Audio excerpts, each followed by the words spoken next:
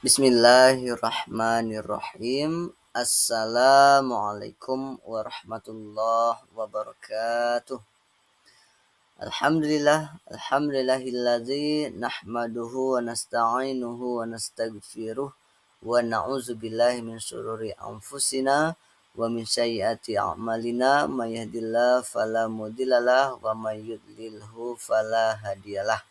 Asyhadu an la ilaha illallah wahdahu la syarikalah wa asyhadu anna Muhammadan abduhu wa rasuluh. Baiklah, pertama-tama marilah sama-sama kita kembali mengucapkan rasa syukur kita kepada Allah Subhanahu wa taala atas segala nikmat dan rahmat yang telah diberikan kepada kita bersama. Sama-sama kita mengucapkan alhamdulillahirabbil alamin.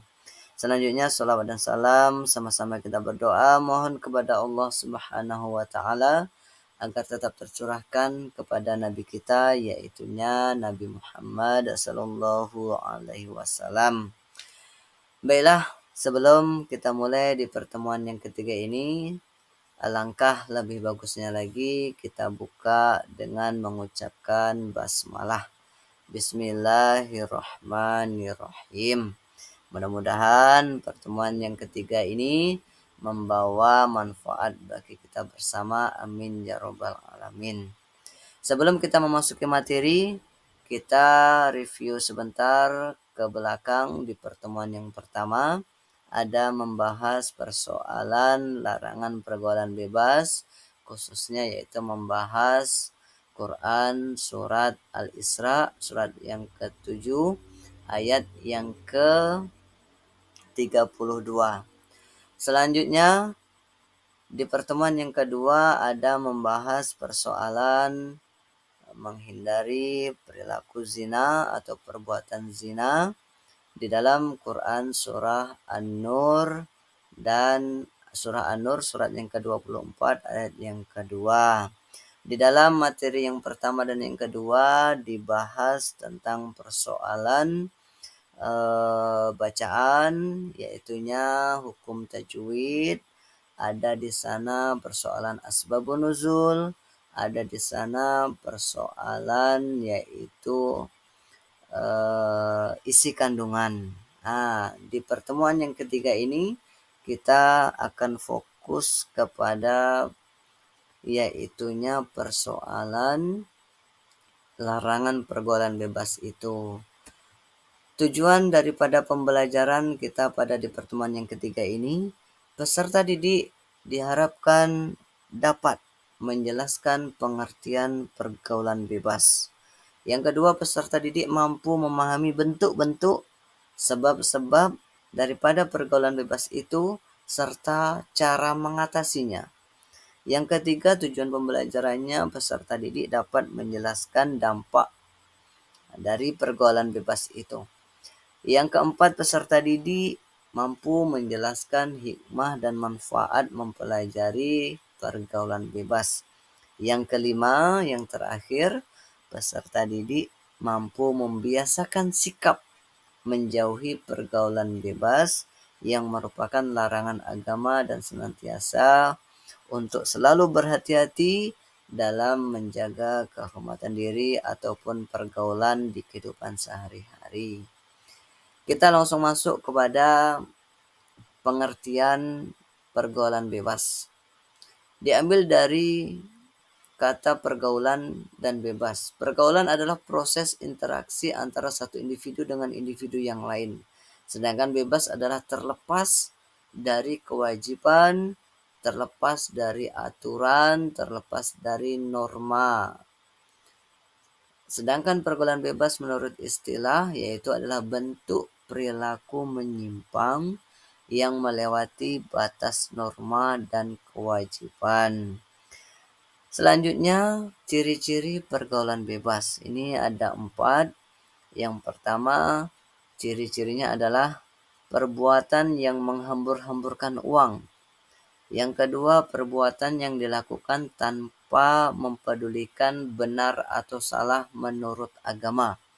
Yang ketiga, perbuatan huru-hara dengan bermabuk-mabukan dan memakai narkoba. Yang keempat, ciri-cirinya adalah perbuatan yang memperlihatkan aurat antar lawan jenis. Nah, ini adalah ciri-ciri dari pergaulan bebas. Selanjutnya, kita akan membahas contoh atau bentuk-bentuk daripada pergaulan bebas itu. Yang pertama yaitunya adalah seks bebas. Yang kedua yaitu mengkonsumsi narkoba. Yang ketiga yaitu pergaulan malam. Ini selanjutnya sebab-sebab pergaulan bebas itu ada 5. Yang pertama karena dangkalnya keislaman dan keimanan seseorang. Ini penyebab daripada pergaulan bebas. Yang kedua kurangnya kontrol dari dalam memilih pergaulan. Kurangnya kontrol diri dalam memilih pergaulan. Yang ketiga kurangnya perhatian dan kepedulian dari keluarga, dari orang tua, kakak adik dan sebagainya. Yang ketiga, ketidakpedulian terhadap lingkungan sekitar atas terjadinya kemaksiatan. Yang terakhir, sebab-sebab pergaulan bebas itu tidak memahami akibat dan bahaya dari pergaulan bebas itu sendiri. Baik, selanjutnya yang akan dibahas adalah persoalan akibat pergaulan bebas. Bagi diri sendiri, akibat pergaulan bebas itu adalah malas beribadah, hampa, banyak melamun, mental tidak stabil, gaya hidup suka berfoya-foya. Terus ada persoalan penyakit yang turun-menurun. Ditambah lagi yang terakhir yaitu merupakan perbuatan dosa. Terus akibat bagi keluarga, tentu di sini mengecewakan keluarga, khususnya adalah orang tua. Ya, selanjutnya muncul perasaan menyesal dan gagal menjadi orang tua dan memiliki investasi dan tidak memiliki investasi di akhirat. Selanjutnya persoalan akibat pergaulan bebas di masyarakat yaitu merebaknya pelanggaran norma agama di masyarakat atau norma masyarakat, hukum yang ada di dalam masyarakat, aturan-aturan yang ada di dalam masyarakat. Munculnya permusuhan, terjadi kriminalitas yang mengganggu di dalam lingkungan masyarakat. Ini merupakan akibat dari pergaulan bebas. Selanjutnya masalah cara mengatasi pergaulan bebas. Ini ada 7 cara mengatasi pergaulan bebas. Yang pertama meningkatkan iman. Selanjutnya memberikan penyuluhan tentang bahaya pergaulan bebas. Yang selanjutnya memberikan penyuluhan kepada orang tua, kepada keluarga akan pentingnya kontrol keluarga terhadap anak dengan pergaulan di lingkungan masyarakat, dengan pergaulan dengan teman-temannya. Yang selanjutnya selalu ikut ke dalam pengajian. Yang selanjutnya berteman dengan orang-orang yang baik akhlaknya. Selanjutnya mengisi waktu luang dengan hal-hal yang positif, dengan hal-hal yang bermanfaat. Selanjutnya memberi sanksi kepada para pelaku yang melakukan pergaulan bebas tersebut. Di sini yang terakhir persoalan hikmah dan manfaat. Ada beberapa hikmah dan manfaatnya. Persoalan hikmah dapat memperoleh ridho, pahala dari Allah Subhanahu wa taala. Yang kedua itu tadi ridho dan pahala. Yang ketiga dicintai oleh Allah Subhanahu wa taala dan Rasulnya. Yang keempat terhindar dari dampak buruk dari pergaulan yang melanggar norma agama dan norma masyarakat. Yang selanjutnya dapat menggapai cita-cita di masa depan. Manfaatnya, apa manfaat dari larangan pergaulan bebas tersebut?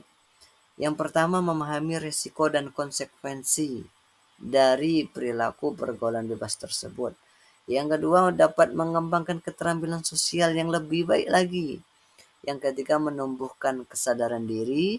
Yang keempat, terhindar dari pengaruh-pengaruh negatif.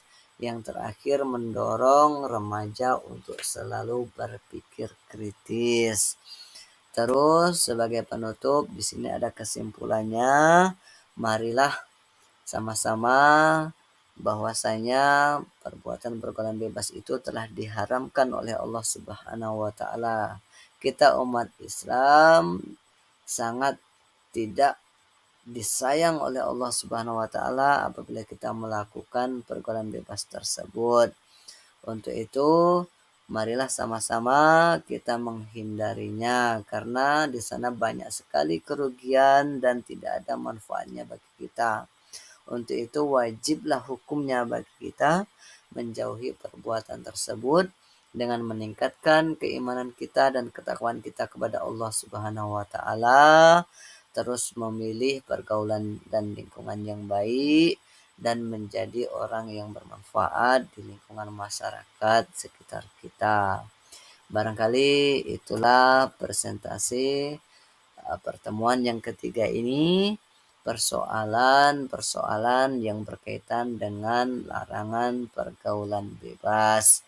Insya Allah di pertemuan yang keempat nanti kita akan membahas tentang yaitu perilaku zina. Demikianlah, mohon maaf atas segala kekurangan dan kekhilafannya.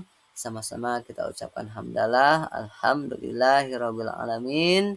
Sekali lagi terima kasih atas segala perhatiannya. Billahi taufiq wal hidayah wal ridha wal inayah. Wassalamualaikum warahmatullahi wabarakatuh.